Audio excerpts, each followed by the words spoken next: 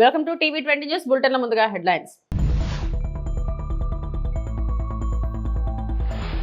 Thailand లో జరిగిన 6వ బిమ్స్టెక్ శిఖరాగ్ర సమావేశానికి హాజరైన ప్రధాని మోడీ.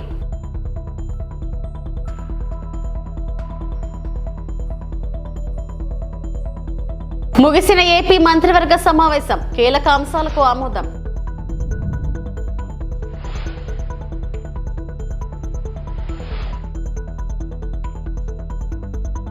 ఎన్నికల సమయంలో మంగళగిరి నియోజకవర్గ ప్రజలకు ఇచ్చిన హామీని నిలబెట్టుకుంటూ మంత్రి లోకేష్.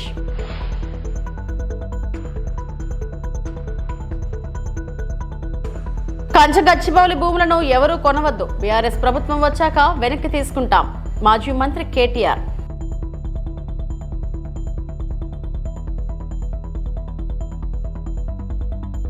బంగాళాఖాతం ప్రాంతంలో ప్రాంతీయ అభివృద్ధి మరియు కనెక్టివిటీకి భారతదేశం యొక్క నిబద్ధతను నొక్కి చెబుతూ 6వ BIMS TEC శిఖరాగ్ర సమావేశానికి ప్రధానమంత్రి నరేంద్ర మోడీ థాయిలాండ్ లో ఉన్నారు. బిమ్స్టెక్ దేశాలతో సంబంధాలను బలోపేతం చేయడంలో మరియు ఆర్థిక సహకారాన్ని పెంపొందించడంలో భారతదేశం యొక్క పాత్రపై కీలక నవీకరణల కోసం వేచి ఉండండి.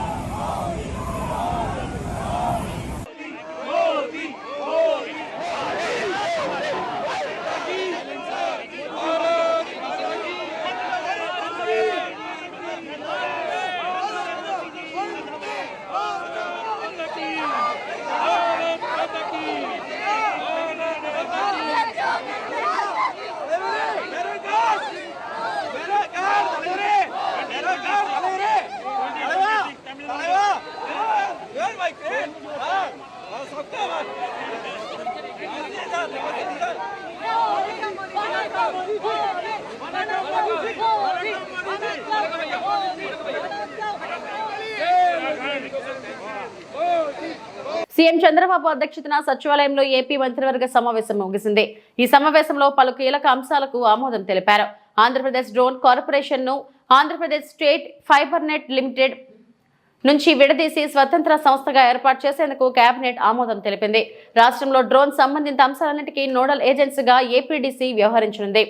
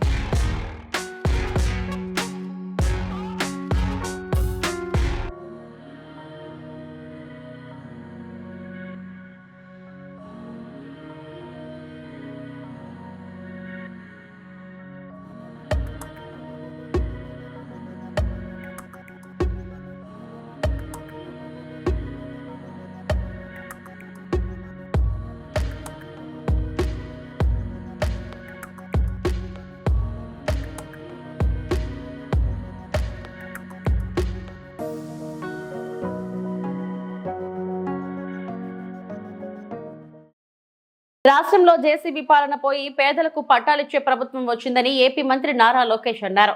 మంగళగిరి నియోజకవర్గం ఉండవల్లిలో మన ఇల్లు మన లోకేష్ కార్యక్రమానికి ఆయన శ్రీకారం చుట్టారు. గోవిందు సీతా మహాలక్ష్మి దంపతులకు తొలి శాశ్వత ఇంటి పట్టా అందజేశారు. ఈ సందర్భంగా లోకేష్ మాట్లాడుతూ రాష్ట్ర వ్యాప్తంగా అమలు చేసే కీలక హామీ మంగళగిరి నుంచి ప్రారంభిస్తున్నందుకు సంతోషంగా ఉందని అన్నారు. అధికారంలో లేనప్పుడే సొంత ఖర్చులతో 26 సంక్షేమ పథకాలు అందజేస్తున్నట్లు గుర్తు చేశారు. స్వచ్ఛతలో మంగళగిరి దేశంలో మొదటి స్థానంలో ఉండేలా కృషి చేస్తున్నామన్నారు. ఇటీవల మంత్రివర్గం సమావేశంలో ఆమోదం పొందిన 100 పడకల ఆసుపత్రికి త్వరలో శంకుస్థాపన చేస్తామన్నారు. అంతిమంగా ప్రజలకు ఎలాంటి ఇబ్బందులు లేకుండా చేయడమే లక్ష్యమని తెలిపారు. 2.5 దశాబ్దాల కలను ఎన్డీఏ ప్రభుత్వం నెరవేర్చిందని చెప్పారు. విజనరీకి ప్రిజనరీకి చాలా తేడా ఉందని వ్యాఖ్యానించారు.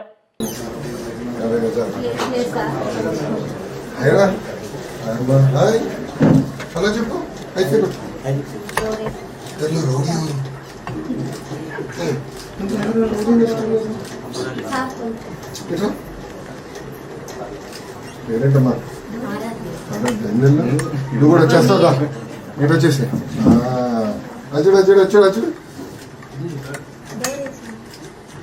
బాయ్ చెప్పేసి వెళ్ళిపోదాం. బాయ్ వచ్చేస్తావు నాతో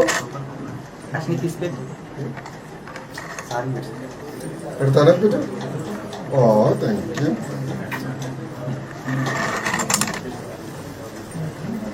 నమస్కారం నమస్కారం నమస్కారం కూర్చున్నా.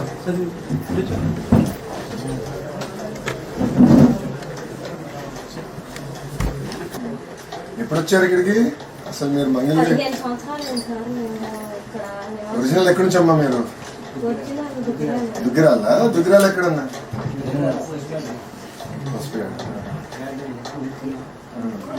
పుట్టింది ఎక్కడ? పుట్టింది దుగ్గిరాల. ఎక్కడ? ఇక్కడ ఉండవల్లికి వచ్చి 20 సంవత్సరాలు అయింది. అప్పుడు ఏం లేదు ఇక్కడ. మీరు ఇల్లు కట్టారు. రోడ్ కూడా ఉండదు.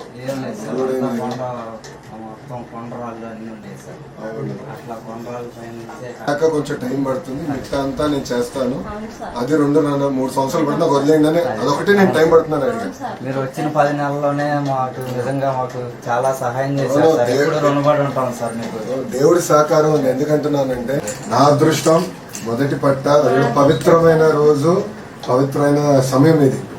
ఎందుకంటే మిగతా వాళ్ళందరూ రేపటి నుంచి పెట్టుకున్నా. నేను ఈరోజు యాక్చువల్లీ క్యాబినెట్ మీటింగ్ ఉంది. బాబు గారు రిక్వెస్ట్ చేస్తారు, మంచి రోజు అంట, మంచి టైము, నేను ఇచ్చిన అతి పెద్ద హామీ ఇది నాది, నేను చేయాలి సార్ అంటే ఓకే అందరూ అని నేను రాత్రి రిక్వెస్ట్ చేశాను. నేను క్యాబినెట్ మీటింగ్ లేట్ వెళ్ళకూడదు, బాబు గారు రిక్వెస్ట్ చేయండి 10 నిమిషాలు. ఎన్నికల సమయంలో మంగళగిరి నియోజకవర్గ ప్రజలకు ఇచ్చిన హామీలను నిలబెట్టుకుంటూ పేదలకు పట్టాభిషేక కార్యక్రమం కింద తొలి విడతలో అర్హులైన 3000 మందికి ఇళ్ల పట్టాల పంపిణీకి మంత్రి లోకేష్ ఈ రోజు శ్రీకారం చుట్టారు. గతంలో జేసీబీ పాలన చూసాం. ఈ రోజు ఎన్డీఏ ప్రభుత్వంలో దశాబ్దాలుగా నివసిస్తున్న ఎక్కడైతే ప్రాంతంలో ప్రజలు ఉన్నారో వాళ్ళందరికీ ఇళ్ల పట్టాలు ఉచితంగా ఇవ్వాలనేది ఒక లక్ష్యంగా పెట్టుకుని ప్రభుత్వం ముందరికెళ్ళింది. దాంట్లో భాగంగా ఆంధ్ర రాష్ట్రంలోని ఎన్డీఏ ప్రభుత్వం ఏర్పడిన తర్వాత మొదటి పట్టా మంగళగిరిలో ఉండవల్లి గ్రామంలో ఇస్తాం జరిగింది. ఇది 2024 ఎన్నికల్లో నేను ప్రజలకు ఇచ్చిన హామీ. ప్రధానంగా మంగళగిరిలోకి వచ్చేగల వేలాది మంది దశాబ్దాలుగా ఒక ప్రాంతంలో నివసిస్తాం జరుగుతుంది. వాళ్ళందరూ కోరింది ఒకటే, మళ్ళీ మీరు వేరే ప్రాంతాల్లో మమ్మల్ని తరలిస్తే మళ్ళీ మేము అక్కడ ఇల్లు కట్టుకోవాలా, అంతేకాకుండా అక్కడికి వెళ్లాలన్నా రావాలన్నా ఇబ్బంది పడుతున్నాం, మేము ఎక్కడ నివసిస్తున్నాం అదే రెగ్యులరైజ్ చేయండి మాకు అని పదే వాళ్ళని కోరటం జరిగింది. నేను ఆనాడే చెప్పా, గౌరవంగా బట్టలు పెట్టి పట్టాలు ఇస్తానని హామీ ఇస్తాం జరిగింది. కూటమి ప్రభుత్వం ఏర్పడిన మొదటి 10 నెలల్లో మంగళగిరి నియోజకవర్గంలో సుమారుగా 3000 పట్టాలు మొదటి విడతలో అందజేస్తాం జరుగుతుంది. మీరందరూ ఒక్కసారి చూస్తే 2019 నుంచి నేను ఇక్కడ మంగళగిరిలో పోటీ చేశాను. 5300 ఓట్ల మెజారిటీతో ఓడిపోతాం జరిగింది. మొదటి రోజు బాధ కలిగింది, కానీ రెండో రోజు నుంచి నాకు కసి పెరిగింది. ఓడిపోయిన దగ్గరనే కష్టపడాలి, ప్రజల మనసు తిరిగి గెలుచుకోవాలి, ప్రజల కోసం అహర్నిశలు సేవ చేయాలి లక్ష్యంతో నేను పనిచేస్తాం జరిగింది. 2019 నుంచి 24 వరకు సొంత నిధులు ఖర్చు పెట్టి దాదాపు 26 సంక్షేమ అభివృద్ధి కార్యక్రమాలు మంగళగిరి ప్రజల కోసం నేను చేస్తాం జరిగింది. ఒక పక్కన వాళ్ళ ఆరోగ్యం కానివ్వండి, ఆరోగ్యం కోసం ఎన్టీఆర్ సంజీవిని పేరుతో తాడిపల్లిలో క్లినిక్, మంగళగిరిలో క్లినిక్, దుగ్గిరాలకి ఒక మొబైల్ క్లినిక్ కూడా నేను ఏర్పాటు చేస్తాం. దాంట్లో ఉచితంగా మందులు ఇప్పుడు కూడా అందజేస్తున్నాం. ఊర్లో ఎవరైనా పెళ్లి జరిగితే వాళ్ళకి బట్టలు పెట్టే బాధ్యత మేము తీసుకున్నాం. ఇంతేకాకుండా గత ప్రభుత్వం తాగునీరు కనీసం వాటర్ ట్యాంకర్ ఇచ్చే పరిస్థితి లేకుండా పోయింది. వాటర్ ట్యాంకర్లు పెట్టి ఉచితంగా నీరు కూడా అందిస్తాం జరిగింది. వర్షాకాలం వస్తే కొన్ని ఏరియాలో గత ప్రభుత్వం కొంచెం డస్ట్ వేసేదానికి లేదంటే గ్రావెల్ పోసేదానికి కూడా ఇబ్బంది పడితే అది కూడా చేస్తాం జరిగింది. కోవిడ్ వచ్చినప్పుడు ఆక్సిజన్ అందజేస్తాం, టెలిమెడిసిన్ కానివ్వండి, ఇదంతా చేసుకుంటా వచ్చాం. ఇట్లా 26 సంక్షేమ అభివృద్ధి కార్యక్రమాలు చేస్తాం జరిగింది. అన్నట్టు స్పోర్ట్స్ పెద్ద ఎత్తున మంగళగిరి ప్రీమియర్ లీగ్ తో చేస్తాం జరిగింది. 3 రౌండ్లు చేశాం. ప్రతి గ్రామానికి ఒక కిట్ ఇచ్చి పిల్లల్లో పోటీ తత్వం పెంచి ఎక్కువ ఒక ప్రీమియర్ లీగ్ ఏర్పాటు చేయాలని చేశాం. అంతేకాకుండా ఒక ప్లే గ్రౌండ్ ఏర్పాటు చేసి ప్రాక్టీస్ గానీ ట్రైనింగ్ కూడా ఆనాడు ఏర్పాటు చేస్తాం జరిగింది. ఇట్లా 26 కార్యక్రమాలు గతంలో చేశాం. 2024 ఎన్నికల్లో మంగళగిరి ప్రజలందరూ నేను కోరింది ఒకటే, ఏ మెజారిటీ అయితే నేను ఓడిపోయానో దాని పక్కన ఒక 0 పెట్టి అదే మెజారిటీతో నేను గెలిపించాలని నేను కోరాను. వాళ్ళందరూ ఒకటే చెప్పాను, నాకు మీరు ఎంత ఎక్కువ మెజారిటీ ఇస్తే నాకు అంత బలం వస్తుంది, మీకోసం నేను పని చేయగలుగుతాను. అవసరమైతే అటు ముఖ్యమంత్రి గారితో ఇటు పవన్ అంతా కూడా నేను పోరాడి నిధులు తీసుకొచ్చి అభివృద్ధి చేస్తానని హామీ ఇస్తాం జరిగింది. ఎవరు ఊహించిన విధంగా ఆంధ్ర రాష్ట్ర చరిత్ర తిరిగి రాసింది మంగళగిరి. పొరపాటున కూడా కంచా గచ్చిబౌలి భూములను ఎవరూ కొనుగోలు చేయొద్దని, 3 ఏళ్ల తర్వాత బీఆర్ఎస్ ప్రభుత్వం వచ్చాక ప్రభుత్వం ఆ భూములను వెనక్కి తీసుకుంటుందని BRS working president Kalvakuntla Taraka Ramarao స్పష్టం చేశారు. 400 ఎకరాల్లో అతిపెద్ద ఎకో పార్క్ ను ఏర్పాటు చేసి హైదరాబాద్ ప్రజలు HCU విద్యార్థులకు కానుకగా ఇస్తామన్నారు. తెలంగాణ భవన్ లో ఆయన మీడియా సమావేశం నిర్వహించారు. ఈ సందర్భంగా ఆయన మాట్లాడుతూ, మా పార్టీ తరపున ఓ మాట ఇస్తున్నాం, 3 ఏళ్లలో ప్రభుత్వంలోకి వస్తున్నాం. ప్రభుత్వంలోకి వచ్చాక ఆ 400 ఎకరాలను హైదరాబాద్ తెలంగాణలోనే అతిపెద్ద ఎకో పార్క్ గా ఏర్పాటు చేస్తామని ఇప్పుడే మేము స్పష్టం చేస్తున్నాం. ఎవరైనా రేవంత్ రెడ్డి విసిరే బిస్కెట్లకు ఆశపడి, రేవంత్ రెడ్డి చెప్పే మాటలకు ఆశపడి ఆ ల్యాండ్ లో 1 ఇంచు కొనుగోలు చేసినా తిరిగి వెనక్కి తీసుకుంటామని స్పష్టం చేశారు. కానీ ఈ ప్రభుత్వ వైఖరి ఎట్లా ఉంది? ఆందోళనలు చేస్తున్న విద్యార్థులను పట్టుకొని గుంటనక్కలు, అక్కడ జింకలు లేవు, గుంటనక్కలు ఉన్నాయని స్వయంగా ముఖ్యమంత్రి గారు మాట్లాడుతున్నారు. ఇంకొక మంత్రి గారు అయితే పేమెంట్ బ్యాచ్ అని చెప్పి విద్యార్థులను చిన్నగా చేసే విధంగా, వాళ్ళని అల్పంగా చూపే విధంగా ఇంకొక మంత్రి గారు నోరు బారేసుకుంటారు. ఉప ముఖ్యమంత్రి గారు అక్కడ జంతువులే లేవు, అదంతా AI జనరేటెడ్, ఆర్టిఫిషియల్ ఇంటెలిజెన్స్ ద్వారా జనరేట్ అయిన ఇమేజెస్ అని తన కృత్రిమ మేధస్సును ఆయన బయట పెట్టుకున్నాడు. ఆ 400 ఎకరాలను ఎట్టి పరిస్థితుల్లో, ఇది కేసీఆర్ గారి మాట, మా పార్టీ మాట, మా పార్టీ తరఫున మేము మాటిస్తున్నాం, 3 ఏళ్లలో మేము ఖచ్చితంగా మళ్ళీ ప్రభుత్వంలోకి వస్తున్నాం. ప్రభుత్వంలోకి వచ్చిన తర్వాత మేము ఆ 400 ఎకరాలని మొత్తం హైదరాబాద్లో, మొత్తం తెలంగాణలోనే అతి పెద్ద ఈకో పార్క్గా ఏర్పాటు చేస్తాము.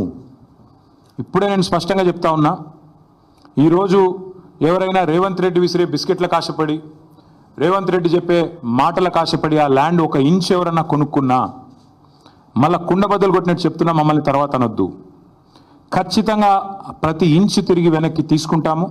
ఒక అద్భుతమైన ఈకో పార్క్, ఎట్లా అయితే ఒక సెంట్రల్ పార్క్ ఉంటుందో మన్హాటన్లో, ఆ స్థాయిలో ఒక అద్భుతమైన ఈకో పార్కును హైదరాబాద్ ప్రజలకి గిఫ్ట్గా అందిస్తాము. అటు సెంట్రల్ యూనివర్సిటీ విద్యార్థులకు ఆ గిఫ్ట్గా ఉంటుంది, హైదరాబాద్ ప్రజలకు కూడా ఇది ఒక గిఫ్ట్గా ఇస్తాము. ఇది మా కమిట్మెంట్, ఇది మా బాధ్యత. హైదరాబాద్ ప్రజలు మా ఓట్లేసి గెలిపించారు. మొన్నటి ఎన్నికల్లో కూడా ఏకపక్షంగా కాంగ్రెస్కి 1 సీట్ ఇవ్వకుండా గెలిపించారు. So we're committed to protecting environment in the city of Hyderabad, in the state of Telangana. ఆ 400 ఎకరాలు పొరపాటున కూడా ఎవరు కొనవద్దు. కొంటే మీరు నష్టపోతారు. మమ్మల్ని తర్వాత తప్పుపడ్డద్దు. ప్రభుత్వంలోకి వచ్చిన తర్వాత కాదు, 3 ఏళ్ల ముందు చెప్తున్నాము. మమ్మల్ని తర్వాత అనవద్దు. ముందే చెప్తున్నాము, ఈ ప్రభుత్వం రియల్ ఎస్టేట్ విస్తరణ కాంక్షతో పనిచేస్తోంది. మేము మాత్రం భవిష్యత్ తరాల కోసం ఆలోచిస్తున్నాము. A politician thinks about next election, a statesmen thinks about next generation. అందుకే మా నాయకుడు కేసీఆర్ గారు చెప్పారు, వచ్చే తరాల కోసం ఆలోచించాలి ఆ 400 ఎకరాలు. ఎందుకంటే మొన్నటిదాకా కోర్టు డిస్ప్యూట్లో ఉంది కాబట్టి మేమే కొట్లాడినాం కోర్టులో కూడా. ప్రైవేట్ వ్యక్తులది కాదు, ఆ ల్యాండ్ ప్రభుత్వాంది. మేమే కొట్లాడుతూనే ఆ ల్యాండ్ తిరిగి ప్రజలకు వచ్చింది. ఇవాళ అదేదో రియల్ ఎస్టేట్ కింద అమ్ముకోవడానికి కాదు మేము కొట్లాడింది. ఆ ప్రాంతంలో పర్యావరణ పరిరక్షణ జరగాలి, ఆ ప్రాంతంలో ఒక అర్బన్ లంగ్ స్పేస్ ఉండాలి. ఢిల్లీ మాదిరిగా మన నగరం మారొద్దు. ఢిల్లీలో ఎట్లయితే ఎయిర్ క్వాలిటీ దెబ్బతిని ఇవాళ మాస్కులు వేసుకొని తిరిగే పరిస్థితి వచ్చిందో, ఎయిర్ క్వాలిటీ డేంజరస్ లెవెల్స్గా ఉంది అని చెప్పి ఇవాళ వివిధ దేశాలు. అంబేద్కర్ కోనసీమ జిల్లా కొత్తపేట నియోజకవర్గం హఠాన్మరణం పొందిన ఉపాధ్యాయుడు ఆనందరావు కుటుంబానికి UTF ఆధ్వర్యంలో 3 లక్షల చెక్ అందజేసిన ఎమ్మెల్యే బండారు ఆలమూరు మండలం నర్సపూడి జిల్లా ప్రజా పరిషత్ ఉన్నత పాఠశాల ఆంగ్ల ఉపాధ్యాయునిగా పనిచేస్తూ అకాల మరణం చెందిన గొంగాడ ఆనందరావు కుటుంబ సభ్యులకు UTF కుటుంబ సంక్షేమ పథకంలో భాగంగా మండల శాఖ ఆధ్వర్యంలో సమకూర్చిన 3 లక్షల రూపాయల చెక్కును కొత్తపేట ఎమ్మెల్యే బండారు సత్యానందరావు చేతుల మీదుగా కుటుంబ సభ్యులకు అందజేశారు. ఈ సందర్భంగా ఎమ్మెల్యే బండారు మాట్లాడుతూ యూటీఎఫ్ ఆధ్వర్యంలో చేసే సహాయక కార్యక్రమాలు, కష్టకాలంలో వారు ఆదుకునే సేవా కార్యక్రమాన్ని ఆయన ప్రత్యేకంగా అభినందించారు. ఈ కార్యక్రమంలో ఉపాధ్యాయులు, గౌతమి, నాయకులు తదితరులు పాల్గొన్నారు. టీచర్స్ ఫెడరేషన్ వారు ఈనాడు 3 లక్షల రూపాయల చెక్కుని నా చేతుల మీదుగా అందించే కార్యక్రమం చేపట్టడం, దానికి అధ్యక్షత వహించిన యూటీఎఫ్ అధ్యక్షులు శ్రీ శ్రీనివాస్ గారు, పెద్దలు గౌరవనీయులు శ్రీ దుడే స్వామినాయుడు గారు, సీనియర్ నాయకులు, పార్టీ నాయకులు శ్రీ యుదల సత్యబాబు గారు, స్కూల్ కమిటీ చైర్మన్ పుష్పరావు గారు, ఎంఈఓ గారు, ఎంఈఓ 2 గారు, బాలాజీ గారు, పవన్ గారు, వారి ఆనందరావు వారి కుటుంబ సభ్యులు, వేదిక మీద ఉన్న సీనియర్ తెలంగాణ రైతాంగ సాయుధ పోరాట యోధుడు దొడ్డి కొమరయ్య జయంతి సందర్భంగా తెలంగాణ భవన్ లో ఆ మహనీయుని చిత్రపటానికి బీఆర్ఎస్ వర్కింగ్ ప్రెసిడెంట్ కేటీఆర్ మరియు పార్టీ నాయకులు ఘన నివాళులు అర్పించారు.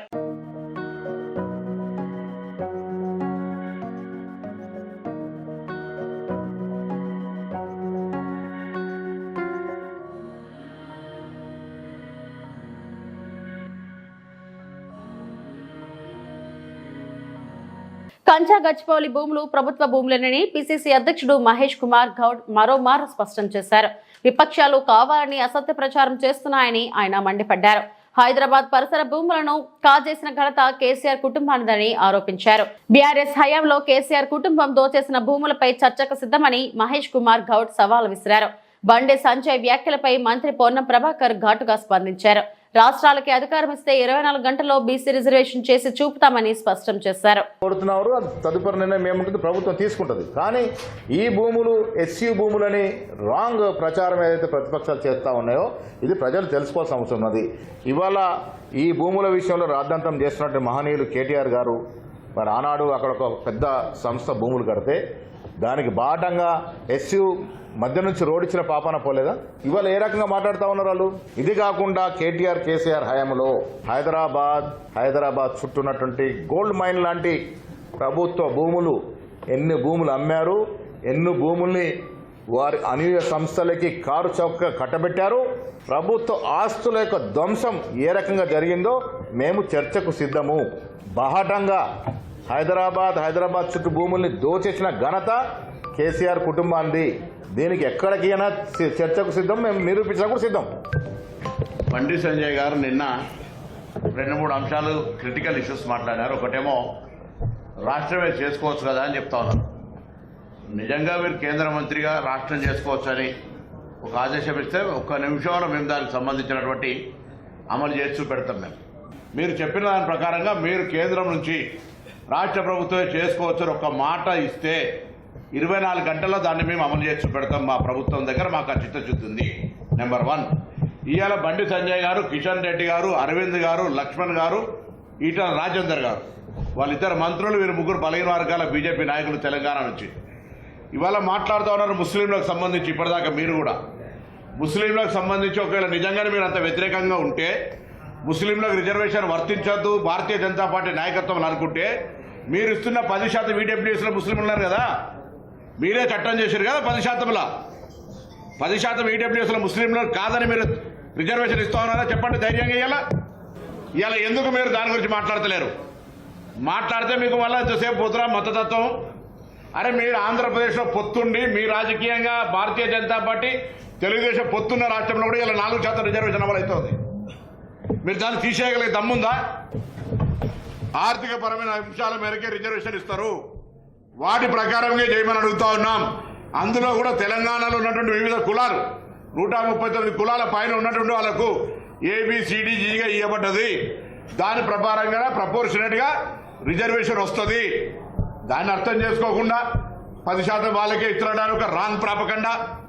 ఒక కేంద్ర మంత్రి బాధ్యత కలిగినటువంటి మాట్లాడే మాటలు. బూడిద లారీలను అడ్డుకున్న గ్రామస్తులు. అనకాపల్లి జిల్లా పరవాడ మండలం పెదముష్టివాడ పంచాయతీ గండివానిపాలెంలో పరిమితికి మించి రోడ్లపై వెళుతున్న బూడిద లారీలను గ్రామస్తులు అడ్డుకున్నారు. ఈ సందర్భంగా నందవరపు శ్రీనివాస్ మాట్లాడుతూ ఈ మార్గం గుండా Simhadri NTPC Hinduja power plant నుంచి బూడిదని పరిమితికి మించి వందలాది లారీలు యాష్ ను లోడ్ చేసుకుని ఈ మార్గంలో తిరుగుతున్నాయని, హెవీ వెహికల్స్ అధిక లోడ్ వేయడమే కాకుండా పరదాలు పూర్తిగా కప్పకుండా వేగంగా వెళ్లడం వల్ల బూడిద రోడ్ల గుండా వెదజల్లుతూ తిరుగుతున్న లారీల వల్ల ప్రజలు తీవ్ర ఇబ్బందులకు గురవుతున్నారని మండిపడ్డారు. ఈ బూడిద వల్ల గొంతు, కళ్ళు మంటలు రావడంతో హాస్పిటల్ గురవుతున్నారని అన్నారు. రోడ్డు ప్రక్కన బ్రతుకు తెరువు కోసం పెట్టుకున్నటువంటి టీ, టిఫిన్, భోజన హోటల్స్ కి ఈ యాష్ పౌడర్ వల్ల కస్టమర్లు రాకపోవడంతో చిరు వ్యాపారస్తులు ఆందోళన చెందుతున్నారని అన్నారు. ఇప్పటికైనా సంబంధిత అధికారులు ఈ బూడిద లారీలను వెంటనే నిలిపివేయాలని గ్రామస్తులు డిమాండ్ చేశారు. లేని పక్షంలో గ్రామస్తులంతా పెద్ద ఎత్తున రోడ్లపైకి వచ్చి నిరసన కార్యక్రమం చేపడతామని హెచ్చరించారు. యాక్సిడెంట్ అయిపోయి ఇంకా అది అనారోగ్యాలు పాలుతూ ప్రతి ఒక్కరు కూడా చాలా ఇబ్బంది పడుతున్నారు. దయచేసి మీరందరూ దీనికి అంతా ఒక కొలుక్కు తీసుకొచ్చి మా విలేజ్ నుంచి లారీలు కూడా రాకుండా చేసి ఆ పైనుంచి ఎలా అనకాపల్లి నుంచి అంతకుముందు ఎలాగా చేశారో అలా కూడా అనకాపల్లి నుంచి హైవే రోడ్ నుంచి లారీలు పంపిస్తారని మరి కోరుతున్నాము. అలాగే ఈ యొక్క చాలా ఇబ్బంది పడుతున్నాం. ఈ యొక్క దీనికి మన స్థానిక ఎమ్మెల్యే గారు పూర్తిగా బాధ్యత వహించి దీనిని ఒకసారి మాకు ఇది ప్రాబ్లమ్స్ని ఈ యొక్క చాలా ఇబ్బంది పడుతున్నాం ఇవన్నీ మీరు దయించి ఒకసారి మమ్మల్ని ఉద్దేశించి ఒకసారి మీరు ఖండించి దీన్ని ఒకసారి మన లారీలు కూడా ఇలా రాకుండా మీరు చేస్తారని మన స్థానిక ఎమ్మెల్యే గారు మన పంచగాల రమేష్ బాబు గారిని కోరుతున్నాం. బుగ్గు వల్ల నా కొడుకుకి అసాధ్యం జరిగింది బాబు. లారీ గుద్దింది నాయన. నా కొడుకు న్యాయం జరిగేలా చెయ్యండి బాబు.